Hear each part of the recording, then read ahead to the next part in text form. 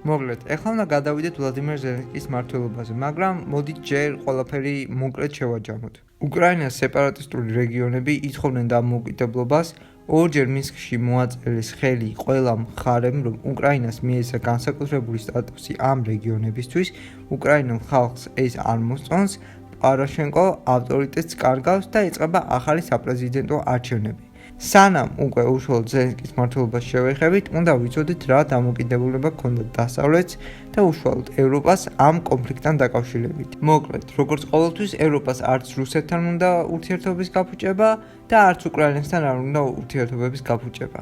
ერთი მნიშვნელოვანი მომენტი გამოგჩა 2014 წლის კონფლიქტიდან. ეს არის ყირიმის ანექსია. პრობლემა ის იყო, რომ ყირიმს ესე მარტივად არავინ არ მისცემდა უკრაინას, იმიტომ რომ რუსეთი ამ ტერიტორიას თავის ტერიტორიად თვლიდა და ლუგანსკი დონეცკის ოლქების დაბრუნება უფრო შესაძლებელი იყო. ევროპამ დაადო რუსეთს სანქციები, ისეთი ძლიერი არა, როგორც ეხლა დაადო. და ეხლა თუ არ უმუშაობს რუსეთზე მილიონობით სანქცია, როგორ იმუშავებდა მიზერული სანქციები მაგროინდელ რუსეთზე. რა თქმა უნდა, დასავლეთ ფინანსურად ეხმარებოდა უკრაინას და უნდოდა კონფლიქტის გაყინვა, მაგრამ სამწუხაროდ ევროპამ ეს ვერ შეძლო.